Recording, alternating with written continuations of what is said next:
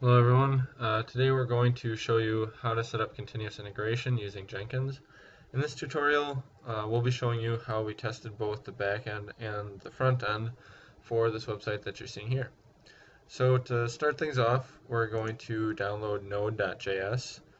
I already have it downloaded, so I'm just going to run the installer here. So I'll run that quickly, and you should be able to just accept all the defaults for this. The other thing that we're going to need to install is Karma. Um, this is the test launcher for our AngularJS tests that we're going to be using later on. So, alright, we have node.js installed, and in order to install Karma, you just need to run this command here on command prompt. So we'll run that quickly. Make sure that you have node.js installed before you do Karma. Otherwise, the npm command will not work. I also had some issues with my my path variables earlier. If you don't have them point to the correct place, the npm command will not work correctly. So if you're having any issues with that, that's a good place to start, is by checking your user path. So now that we have both of those installed, we're going to install Jenkins. Um, we'll be installing it as a Windows web. Excuse me. We'll be installing it as a Windows service. So I just clicked on this link here, and I already have it downloaded. So we'll just run the installer for that as well. And again, you should be able to just accept all the defaults for that. Yes. And once this finishes installing, it's going to try to open up the Jenkins dashboard in my browser, but it won't be able to because the Windows service hasn't been started. So I actually have to start that from command prompt. See, the web page is not available, so I'm just going to navigate to where I have Jenkins installed quickly.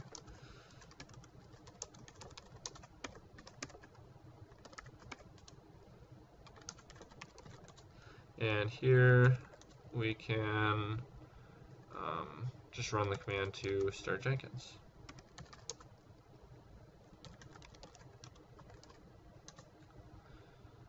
There we go. And when you run this, you'll probably see some exceptions pop up. Jenkins will still work even with those exceptions, so for now, just don't worry about them. Alright, so now we have the Jenkins service started, and so if I refresh the page, we can see the Jenkins dashboard.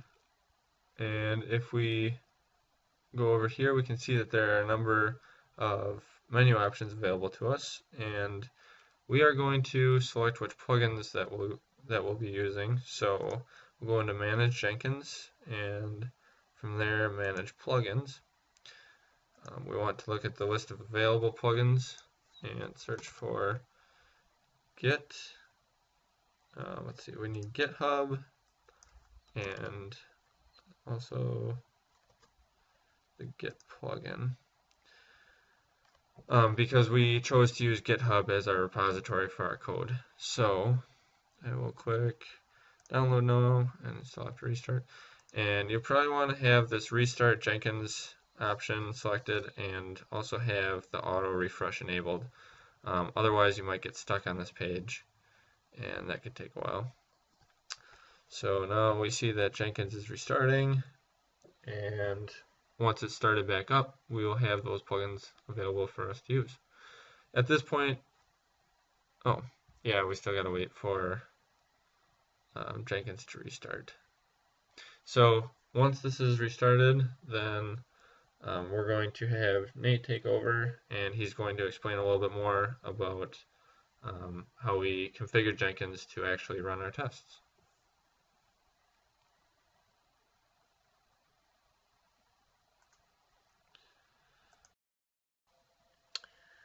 Okay, so once Jenkins comes back here, you might have to refresh your browser a couple times. We want to configure it so that we can start using it. So the first thing we'll do is we'll head over to Manage Jenkins. And the first thing you'll notice is this warning up top that says Jenkins is not secure. So we're going to head over to the Configure Global Security. And then we're going to select the Enable Security checkbox here. And we'll have Jenkins manage its own database. And then you'll notice there's a checkbox for allow users to sign up. You're going to want to leave this checked so that you can add yourself as a user, and then other people can add themselves later as you use this more. So then we're going to head down to the authorization types. We're going to choose the project-based authorization.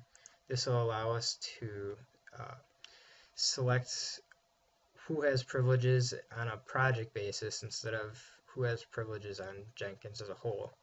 So right now the only user is anonymous.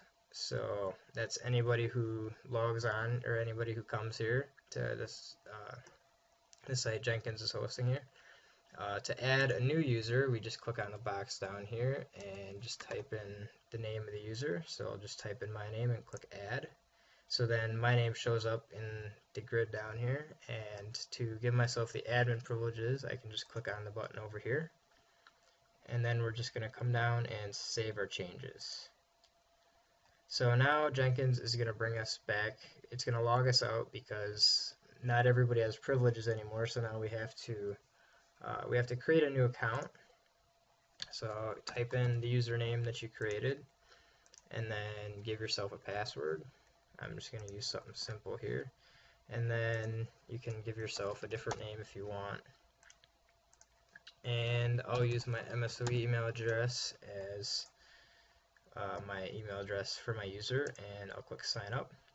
And if everything went well, you should now be logged into Jenkins. Your name will be displayed in the top right corner over here, and it'll give you a nice success. So now that we're logged in, we want to go back to Manage Jenkins, and we're going to go to the Configure System now. So there's a few things that we have to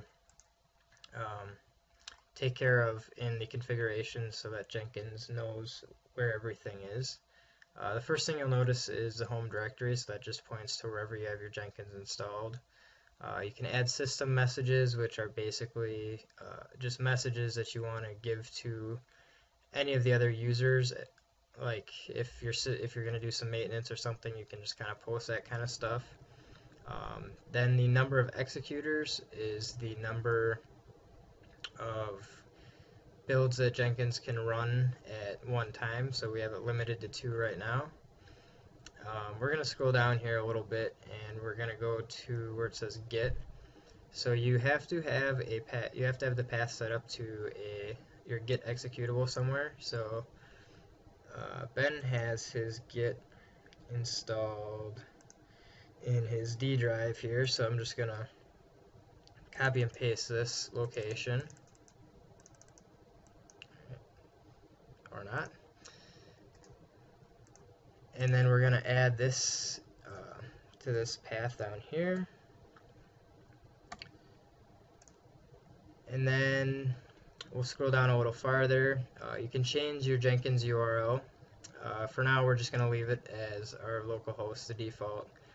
If you want, you can add a system admin email address so that you can email the admin. It's not really too important right now, so we're just going to keep going.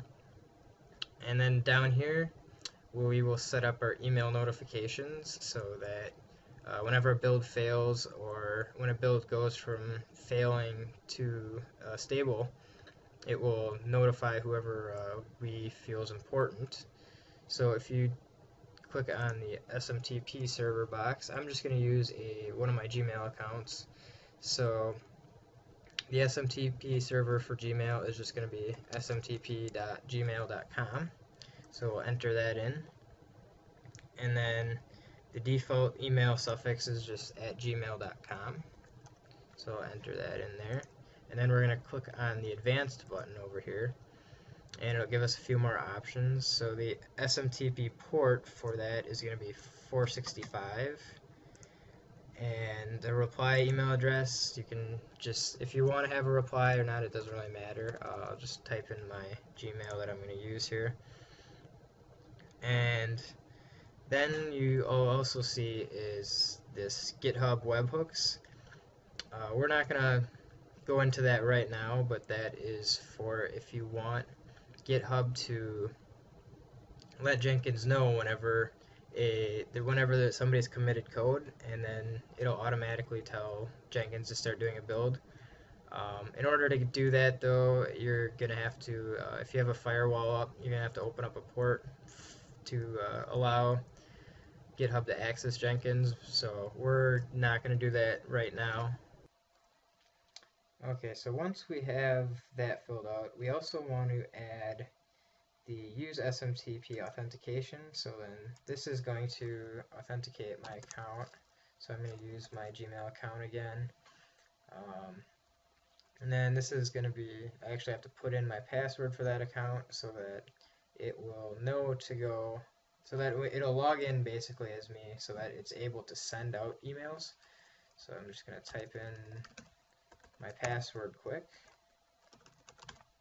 And then I'm going to use SSL, so just as a security feature here. And then just click save. And then we're going to head over to, so now that we have it configured, we want to actually create a job. So you can do that by clicking the new item button up here. We'll give our job a name, so we'll just call it the process Angular build. And then just click the first radio button and click OK. So that'll bring us over to the configurations. So if you want, you can add a description for the project. Now, when you add the GitHub plugin, you can add a URL to the actual the URL for GitHub for the project. So for the Angular side, it is actually this website right here, or this address right here. So I'm just going to take this, copy it, and bring it back over to Jenkins and paste that right there.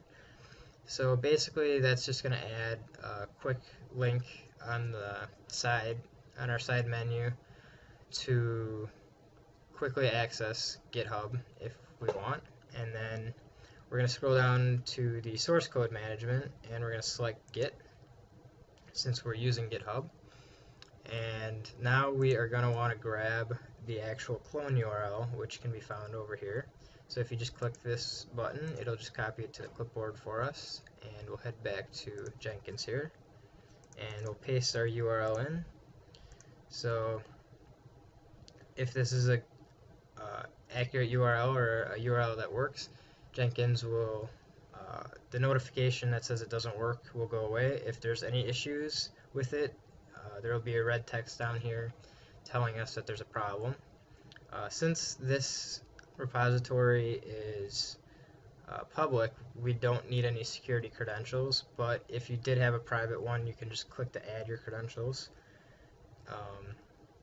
So we'll scroll down a little farther, and then like I said, in the configurations, you can have GitHub notify Jenkins whenever a commit has been made. And to do that, you just select that if you had your webhooks installed. But unfortunately, we are not going to be getting to that here, so that will not work. Okay, so we're going to continue, and we're going to add our build step in here. So we're going to select execute Windows batch command here, and the batch command that we want to execute for the Angular test is going to be /scripts/test.bat, and we're going to give it the arguments single run and reporters, and we're going to set that equal to .junits. And basically all that's doing is it's going to run the test batch file, and the way Karma works is it'll stay running unless you pass it this single run flag. So we don't want it to continue to run when it's in Jenkins. Otherwise, Jenkins won't know when the tests have finished. And then this reporters flag will um, tell it to print out the test file so that we can take a look at it. Um, and then if you go to the post builds, we can actually configure Jenkins to publish the JUnit tests that we just created with the reporters flag. So to do that, we're just going to, the name of our test file is going to be in testout/unit.xml. So that is the name of the file that is specified in our Karma configurations to be printed out. So then we're just going to go ahead and click Save. And now you'll notice we added this extra GitHub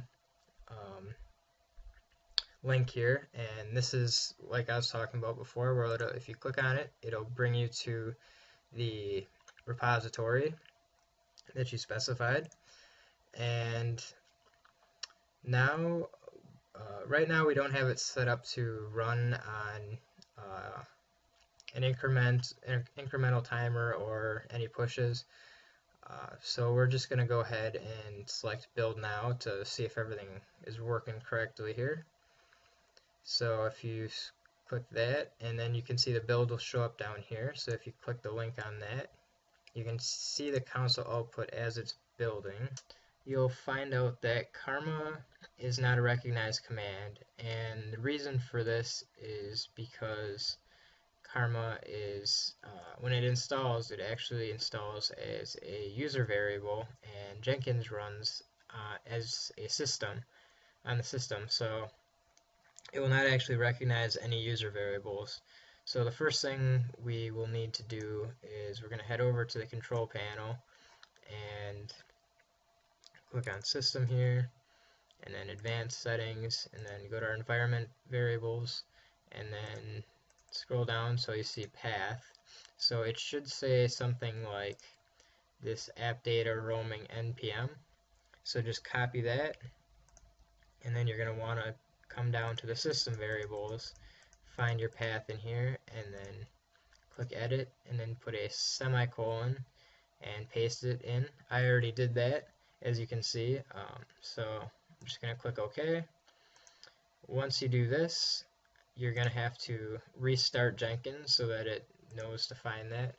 So to do that, we're just going to go back to a command line here, and then we'll just do, so we're still in our Jenkins folder here. This is the same command line that we used when we created it. So if you do Jenkins exe restart, that should restart our system for us.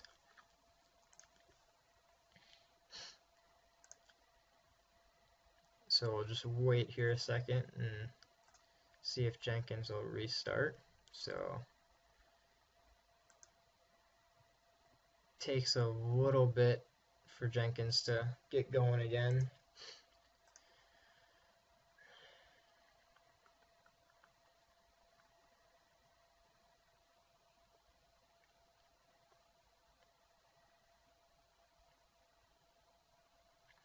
Okay, so now that Jenkins is back, we have to log back in as our user.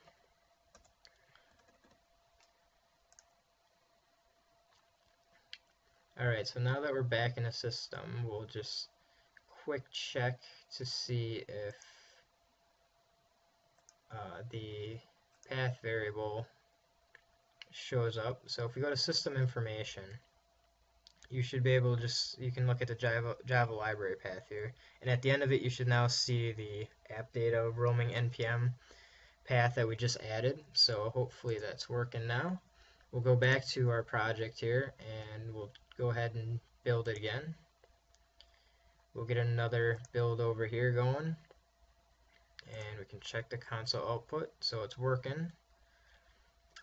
So if you get this, did you forget to install the npm karma JUnit reporter? That's because when you install Karma, it doesn't come with that file right away, so we have to go in and add that again we have to add that in ourselves. But as you can tell though, if you look right here, the tests all ran, so 20 of 20 ran, and they were all successful. Unfortunately, the test report did not publish itself, and that's due to the fact that the JUnit reporter is not installed right now. So we'll go ahead and get that installed so that hopefully we can get a test report out of this.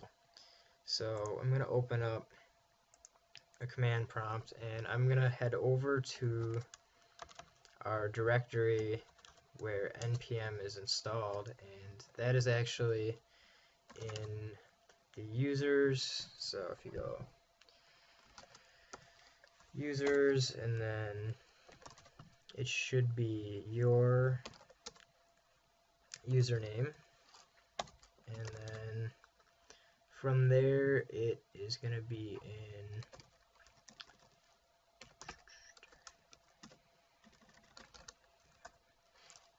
go to your app data, which is not going to be visible because it's a hidden file, but you should be able to just start typing app, and then if you hit tab it should show up. And then inside of there you're going to want to go to the roaming, and then from there you should see the npm directory. So we're going to go into there.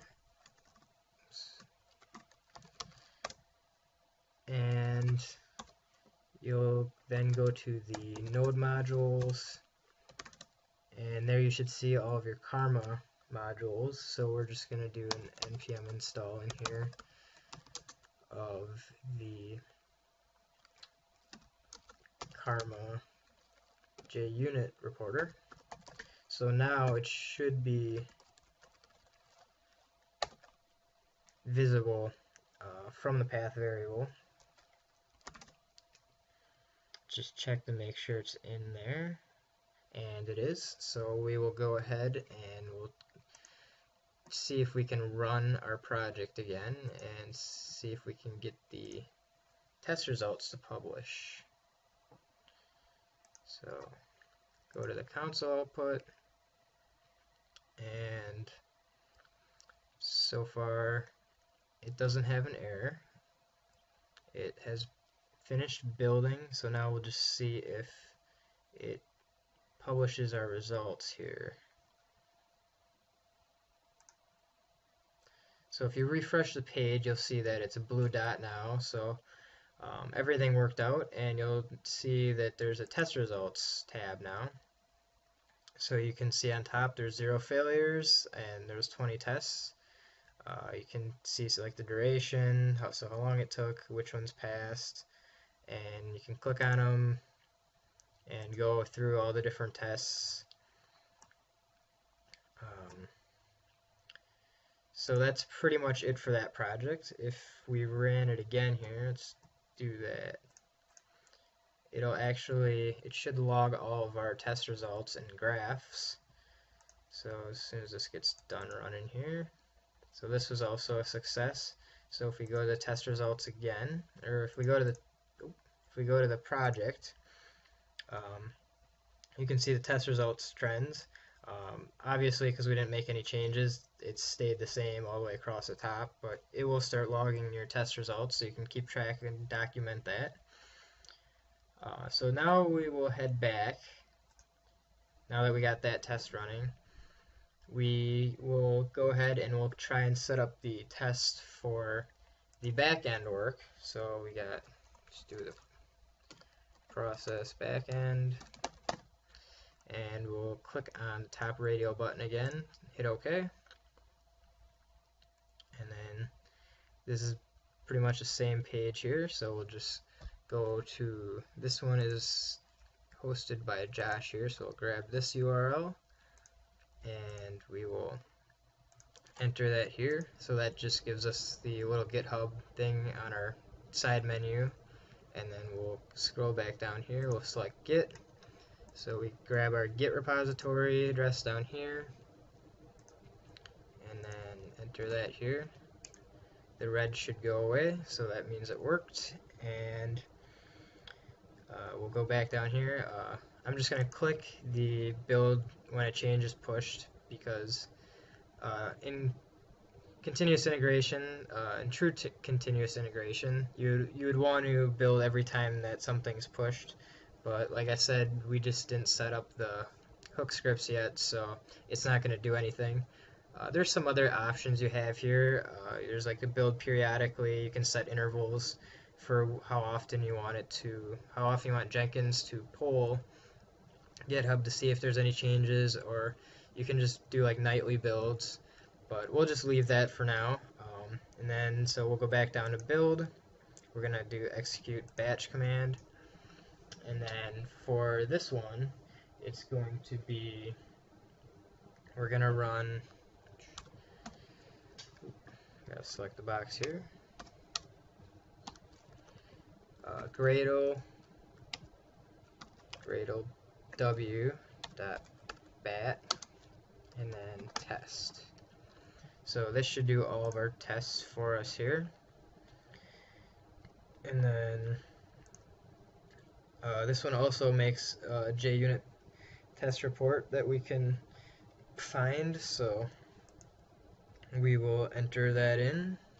Okay, so the location of the file for this one is going to be build /reports/tests/JUnit reports, and then I just did the wildcard .xml since it was the only XML file in there. So you can add a post build action, and we're going to select the email notification. So now whenever a build fails, or whenever a build goes from a failed to stable, it will send emails out to whoever we specify as recipient. So I'm just going to put my MSO email in here as a recipient. So now it should send me an email if something fails or if we get it working. So I'm going to go ahead and save this. Alright, so we're going to build our project here. Check on how it's doing. Go to the console. So this one might take a little while to run because it has a lot of files that it needs to download. So it could take a few minutes, so we're just going to let it run.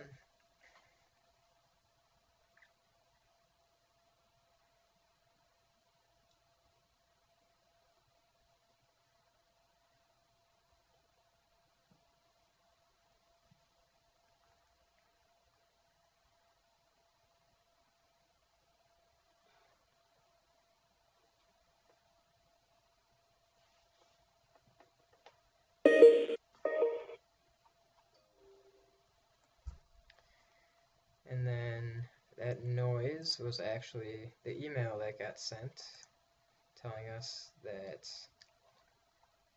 Jenkins build is back to normal, so everything should be working right now. So if we just refresh this, the little red dot will turn blue, and if you hover over it, it says success. And you'll notice you can go to test results like on the last one, and you can click through all the tests to analyze them better. All of our tests are working right now, so there's not a whole lot to really look at here, but if we head back to the top of our project, you'll notice that both of them are stable. The weather is a little bit rainy, but if we ran a few more times, it would clear up. And that is all we have to show for you guys. Thanks for watching.